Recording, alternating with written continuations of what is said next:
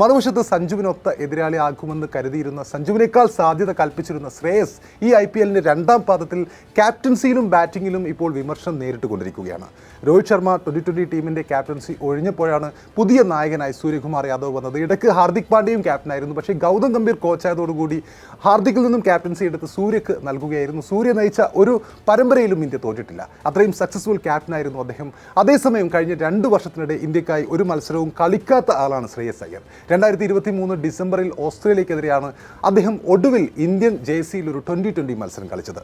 കഴിഞ്ഞ IPLൽ പഞ്ചാബ് കിങ്സിന് ഫൈനൽ വരെ എത്തിച്ചതോടെയാണ് ശ്രേയസ് അയ്യരെ ഇന്ത്യൻ ടീമിൻ്റെ ക്യാപ്റ്റനാക്കണമെന്ന ആവശ്യം ഉയർന്നു തുടങ്ങിയത്.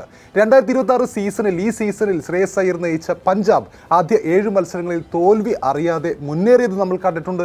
എന്നാൽ പിന്നീട് തുടർ തോൽവികളാണ് ശ്രേയസിനും പഞ്ചാബിനും നേരിടേണ്ടി വന്നത്. ബാറ്റിങ്ങിലാവട്ടെ ഈ സീസണിൽ മികച്ച ഫോമിൽ തുടങ്ങിയ താരമാണ് ശ്രേയസ്. എന്നാൽ അവസാന മത്സരങ്ങളിലേക്ക് വരുമ്പോൾ ശ്രേയസിന് സ്ഥിരത നഷ്ടമായിട്ടുണ്ട് എന്ന് തന്നെയാണ് കണക്കുകൾ വ്യക്തമാക്കുന്നത്. അവസാന 5 മത്സരത്തിൽ ഒരു മത്സരത്തിൽ അദ്ദേഹം അർദ്ധ സെഞ്ചുറി നേടിയിട്ടുണ്ടെങ്കിലും മറ്റ് 4 മത്സരത്തിലും ശ്രേയസ് നിരാശപ്പെടുത്തുന്ന പ്രകടനമാണ് കാഴ്ചവെച്ചത്. ഗുജറാത്ത് ടൈറ്റൻസിനെതിരെ 21 പന്തിലാണ് അദ്ദേഹം 19 റൺസ് എടുത്തത്. അതിനൊപ്പം ഹൈദരാബാദിനെതിരെ 5 പന്തിൽ 5 റൺസാണ് അദ്ദേഹം നേടിയത്.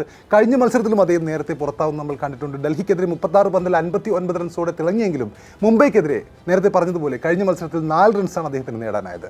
അപ്പോൾ ഇന്ത്യയുടെ T20 നായക സ്ഥാനത്തേക്ക് ശ്രേയസ് അയ്യരെയും പരിഗണിക്കുന്നുണ്ടെന്ന റിപ്പോർട്ട് പുറത്തു വന്നതിന് ശേഷമാണ് ശ്രേയസിൻ്റെ ബാറ്റിങ്ങിലെ സ്ഥിരത നഷ്ടമായത്.